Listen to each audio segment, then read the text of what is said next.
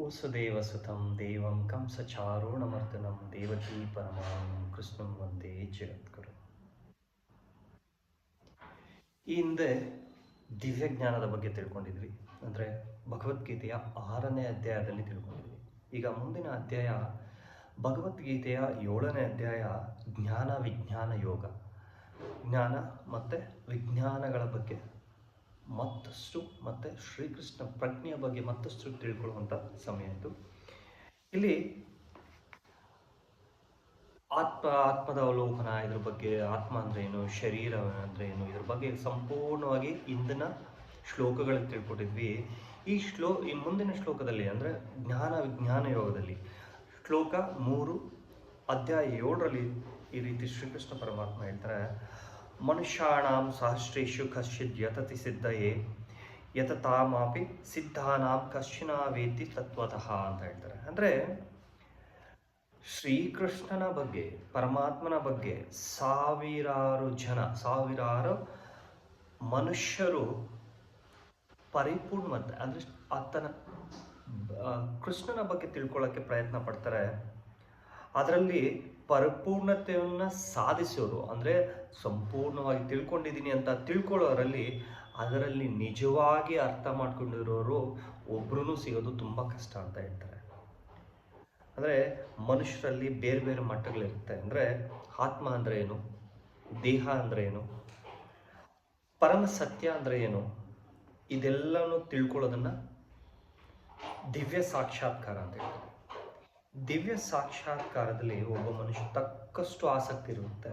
ಆದರೆ ಮನುಷ್ಯರಲ್ಲಿ ತಿನ್ನೋದು, ನಿದ್ರೆ, ಮೈಥುನ, ತನ್ನನ್ನು ತಾನು ರಕ್ಷಣೆ ಮಾಡಿಕೊಳ್ಳೋದು, ಇವುಗಳಲ್ಲಿ ಮನುಷ್ಯ ತನ್ನನ್ನು ತಾನು ತೋರಿಸ್ಕೊಂಡು ಐಹಿಕ ಪ್ರಪಂಚದಲ್ಲಿರ್ತಾನೆ. ಅಂಥವ್ರಿಗೆ ಪರಮಾತ್ಮ ಅರ್ಥನೇ ಆಗೋದಿಲ್ಲ ಅಂತ ಹೇಳ್ತಾರೆ. ಮತ್ತು ಗೀತೆಯ 6 ಅಧ್ಯಾಯಗಳಲ್ಲಿ ಹೇಳ್ತಾರೆ ಏನು ದಿವ್ಯಜ್ಞಾನ ಅಂದರೆ ಏನು, ಜ್ಞಾನ ಯೋಗದ ಬಗ್ಗೆ ಹೇಳ್ತಾರೆ. ಪರಮಾತ್ಮ ಮತ್ತು ಆತ್ಮ, ಪರಮಾತ್ಮ, ಧ್ಯಾನ ಯೋಗಗಳ ಬಗ್ಗೆ ಇಲ್ಲಿ ಹೇಳ್ತಾ ಹೋಗ್ತಾರೆ.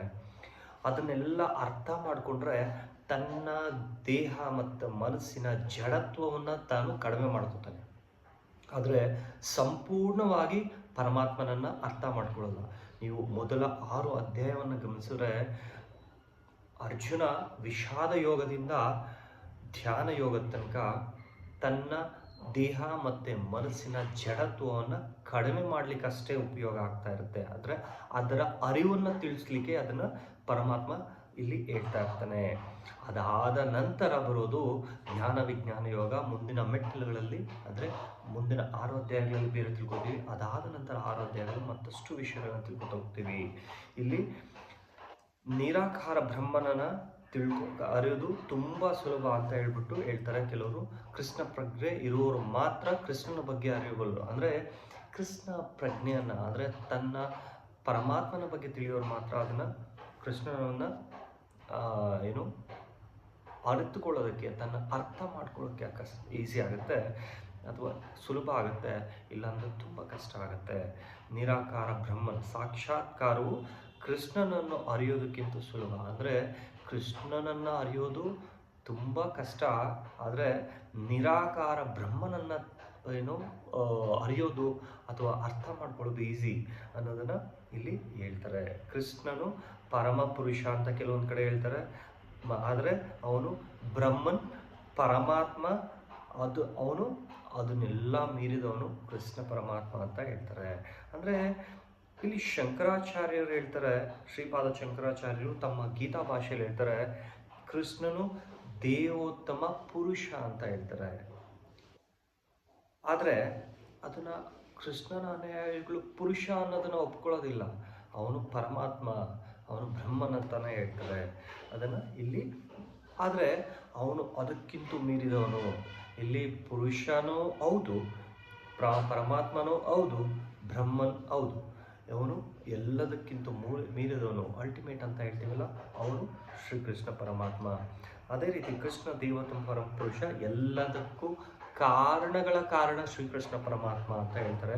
ಅವನು ಆದಿ ಪುರುಷನಾದ ಗೋವಿಂದ ಅಂತ ಹೇಳ್ತಾರೆ. ಇಲ್ಲಿ ಈಶ್ವರ ಪರಂ ಕೃಷ್ಣ ಸಚ್ಚಿದಾನಂದ ವಿಗ್ರಹ ಆದಿರ್ ಗೋವಿಂದ ಸರ್ವಕಾರಣ ಕಾರಣ ಅಂತ ಮಾತಾಡ್ತಾರೆ. ಅಂದರೆ ಎಲ್ಲ ಕಾರಣಗಳ ಕಾರಣ ಪರಮಾತ್ಮ.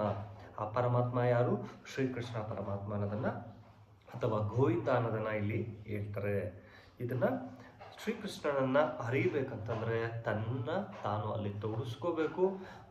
ತನ್ನ ದೇಹದ ಜಡತ್ವವನ್ನು, ತನ್ನ ಮನಸ್ಸಿನ ಜಡತ್ವವನ್ನು ಬಿಟ್ಟು ತಾನು ಶ್ರೀಕೃಷ್ಣ ಪ್ರಜ್ಞೆಯಲ್ಲಿ ತೋರಿಸ್ಕೊಳ್ಳೋದ್ರಿಂದ ತಾನು ಶ್ರೀಕೃಷ್ಣ ಪರಮಾತ್ಮನನ್ನು ಅರಿಯೋಕ್ಕೆ ಸಾಧ್ಯ ಆಗುತ್ತೆ ಅನ್ನೋದನ್ನು ಈ ಶ್ಲೋಕದ ಮೂಲಕ ತಿಳಿಸ್ಕೊಡ್ತಾರೆ.